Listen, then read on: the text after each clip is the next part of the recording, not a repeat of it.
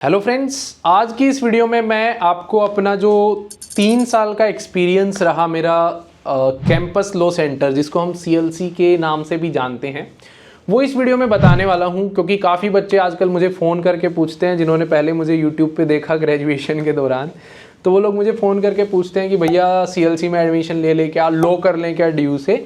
So I thought कि काफ़ी लोगों के लिए वीडियो हेल्पफुल हो सकती है। और इस वीडियो को मैंने बिल्कुल अनस्क्रिप्टेड रखा है, क्योंकि अगर मैं स्क्रिप्टेड रखता तो मे बी ओरिजिनल रिव्यूज़ ना आ पाते। कुछ ना कुछ दिमाग बना लेता है कि अब चीज़ कुछ बोलनी है तो इसको बेहतर तरीके से बोला जाए, अच्छा करके बोला जाए। एंड आई डोंट वांट कि अगर मैं ऑनेस्ट रिव्यू की थंबनेल लगा रहा हूँ तो उसको ऑनेस्टी रखूँ, क्यों फालतू की मैं मतलब उसमें आपके साथ गलत करूँ ऑनेस्ट ना रख के। तो that is from my depth of heart, and इस वीडियो में मैं आपको पूरा ऑनेस्ट रिव्यू देना चाहूँगा। सो फर्स्ट ऑफ ऑल, मैंने एडमिशन लिया था 2021 में कैंपस लॉ सेंटर के अंदर, एंड पास आउट हुआ मैं 2024 के अंदर। 21 में एडमिशन लिया तो my all India rank in that time DU LLB का जो एग्ज़ाम हुआ करता था वो 39 थी। मतलब ऐसा नहीं था कि गलती से एडमिशन हो गया था। From the general category 39 rank I took admission in DU LLB. और 2021 में मैं पहली बार जब कॉलेज गया तो वहाँ पे फर्स्ट टाइम से मैं रामजस से ही था, तो मेरे लिए कुछ ज़्यादा तो एक्सपीरियंस नहीं अलग था, वैसा ही कॉलेज था। इंफ्रास्ट्रक्चर वाइज वेरी आई से बिलो एवरेज इंफ्रास्ट्रक्चर था वहाँ पे। ना क्लासेस इतनी अच्छी थी एंड ना बेंचेस इतने अच्छे थे। रोड के साइड में हमारा पोर्टा कैबिन बोलते हैं उनको, कैबिन टाइप के लगे हुए हैं। कई की क्लासेस वहाँ पे होती थी जहाँ पी पी की आवाज़ आ रही होती थी। So this type of infrastructure you will get, and drinking water वगैरह तो नहीं था अच्छा। ये मैं एक इंफ्रास्ट्रक्चर पे ओवरऑल रिव्यू दे रहा हूँ। जो काफ़ी लोग एक्सपेक्टेशन रख के आते हैं ना, डीयू में क्लच वो है, सीएलसी है, तो that was the original review of the infrastructure. जो आप आएंगे तो अभी तक मैं गया था कल परसों, भी नहीं सुधरा है बहुत ज़्यादा, वैसा ही है। अब रही बात एकेडमिक्स की, तो यार एकेडमिक्स के अंदर first 2 semester I put my good efforts, I will say not very less efforts, good efforts too कि भाई मैं ध्यान दूंगा and I will study by the heart वाली चीज़ थी। But again on the teachers I will say कि I didn't found that quality of education जो हमें मिलनी चाहिए थी, इंटरेस्टिंग होनी चाहिए थी।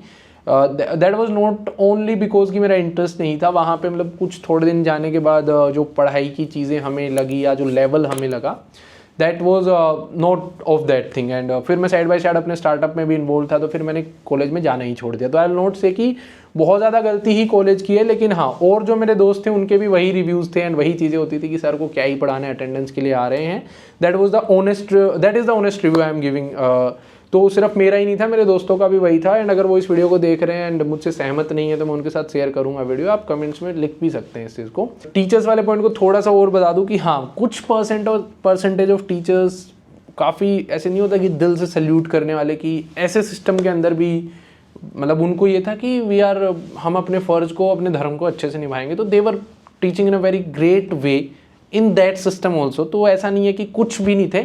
हर सेमेस्टर में 1 टीचर या 2 टीचर, आपको 5 सब्जेक्ट्स होते हैं, 5+5, तो 10 में से 2 या 3 सब्जेक्ट्स में आपको पूरे साल भर में अच्छे टीचर्स भी मिल सकते हैं। 1-2 बचे हुए हैं अभी टीचर्स, मैं बोलूँगा अच्छे।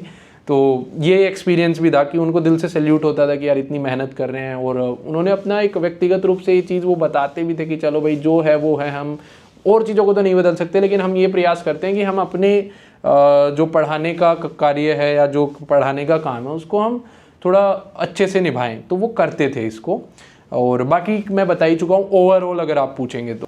तीसरी चीज़, हम किस पैरामीटर पे नापते हैं कि क्या उस कॉलेज के अंदर जो आप लोग एक एक्सपेक्टेशंस रखते हो, वो पूछते हैं कि भैया, मैं पूछता हूँ कि लॉ क्यों करनी है भैया, ज़िंदगी सेट हो जाएगी। That is not the thing. अगर आप जब भी वहाँ से पास आउट हो गए कैंपस लॉ सेंटर से, मेरे साथ के जितने भी दोस्त पास आउट हुए, कुछ लोग 30,000 में प्रैक्टिस कर रहे हैं, कुछ लोग कहीं कहीं प्रैक्टिस कर रहे हैं। इफ़ दे हैड समथिंग, वो नहीं बोलते जनरेशन्स, पहले की जनरेशन्स थी, तो कुछ लोग वहाँ पे जा कर के सेट हो रहे हैं धीरे धीरे। अपने माता पिता या दादा, जो भी नाना बिजनेस ये इसमें थे, इन द प्रैक्टिस वाली लाइन में थे, कुछ लोग वहाँ पे चले गए हैं। स्टिल किसी की ज़िंदगी कॉर्पोरेट लॉयर में तो मैंने नहीं देखी, नहीं सुनी कि सीएलसी के बाद कॉर्पोरेट लॉयर में सेट हो गया हो। तो दे अपीयर्ड फॉर दैट मास्टर्स। तो वो लोग अब अपनी जो LLM कर रहे हैं NLU वगैरह से। NLU में लिया कुछ लोगों ने एडमिशन, कुछ लोगों ने DU के ही मास्टर्स में एडमिशन लिया, कुछ लोग जुडिशियरी की तैयारी कर रहे हैं, तो कुछ लोग 30,000 वगैरह में खुद से ही किसी के अंडर इंटर्नशिप वगैरह करके स्ट्रगल कर रहे हैं। तो जो आप लोगों का क्वेश्चन रहता है ना कि ठीक है मैं एक बार अपने आप को एस्केप रूट दे लेता हूँ, ग्रेजुएशन पूरी होने वाली है, LLB में कूदा देता हूँ, तो अगेन यार आप कुछ अलग नहीं कर रहे होगे। एंड जो बच्चे जिनका पेरेंट्स का इतना तगड़ा नहीं है, लो बैकग्राउंड, जो जाके वहाँ पे प्रैक्टिस कर सकते हैं, तो अगेन आप एक ही चीज़ कर रहे हो। मुझे जो लगता है व्यक्तिगत रूप से कि आप अपने आप को 3 साल का एस्केप रूट दे के फिर से उसी चीज़ में 3 साल बाद लेके जाओगे कि अब ज़िंदगी में क्या करूँ, LLB तो कर ली है, क्योंकि वहाँ से एक फिर ऑप्शन होगा पहले LLM कर लेता हूँ या फिर NLU वगैरह से कॉर्पोरेट्स में चला जाऊँगा, ठीक है। तो वो चीज़ें वहाँ पे आपको देखने को मतलब फेस करने को मिलेंगी फिर से। तो if you want to turn your decision in any other way after watching this video, that if it helps you in any way, या फिर आप इनको सोच के ही आओ कि ऐसा है तो अच्छा होगा। क्यों? क्योंकि मेरी एक फ्रेंड थी, she was having the citizenship of USA and she was originally from India, but उसके पेरेंट्स UN में थे। Her name was let's not take name. तो उसने बीच में ही कॉलेज छोड़ दिया 2-3 महीने बाद ही। तो जब मुझे पता चला तो सी वाज लाइक कि मैं जिस एक्सपेक्टेशन से आई थी DU होगा, DU का CLC है, इतना नाम है, तो वो उसको नहीं मिली थी चीज़ें, ठीक है। और उसके अलावा भाई कुछ बच्चे ऐसे भी थे देखो जिन्होंने लॉ में ही अपना फ्यूचर बनाना था, उन्होंने खुद से पढ़ाई भी की। यहाँ पे जो भी चीज़ें हैं आजकल सब खुद से कर सकते हैं अगर करने वाले हों। तो मुझे लॉ में व्यक्तिगत रूप से ज़्यादा इंटरेस्ट नहीं रहा थोड़े दिनों बाद, और फिर मैं अपना स्टार्टअप भी कर रहा था DU बडी के नाम से, तो मैं उसमें ज़्यादा इंक्लाइन था। तो आई वॉज ऑल्सो कि ठीक है भाई, अब पास होने के लिए ही जितना पढ़ना पर्याप्त है उतना पढ़ लेते हैं। सो मैं पढ़ता था खुद से जितना भी हो पाता था, और फिर मेरे को वहाँ पे प्रैक्टिस वगैरह या जुडिशियरी मेरा कोई एम नहीं था। तो ये मेरा ओवरऑल अभी तक का एक्सपीरियंस था वहाँ पे। And once again I will focus कि एकेडमिक्स उस लेवल का नहीं है जो आप लोगों को कॉर्पोरेट्स में लॉयर बना दे, या फिर आपकी जुडिशियरी बिना कोचिंग के तैयारी करवा दे, या फिर एक फील आए कि हाँ आपने कुछ करके मतलब वर्थ इट वाली। तो आपको इंटर्नशिप्स वगैरह वहीं पे सीखने को मिलेंगी बहुत सारी चीज़ें। तो so that is my review. And अगर आप लोगों को हेल्पफुल लगा हो या और कोई भी डाउट हो CLC से रिलेटेड, तो you can put down in the comment box. और मैंने ज़्यादा सोचा नहीं इस वीडियो के बारे में, क्योंकि सोचता तो मुझे लगता कि यार ये लोग ऐसे सोचेंगे, इसको ऐसे काट दो, इसको वैसे काट दो, टीचर्स ने सुन लिया तो क्या होगा, ये वो।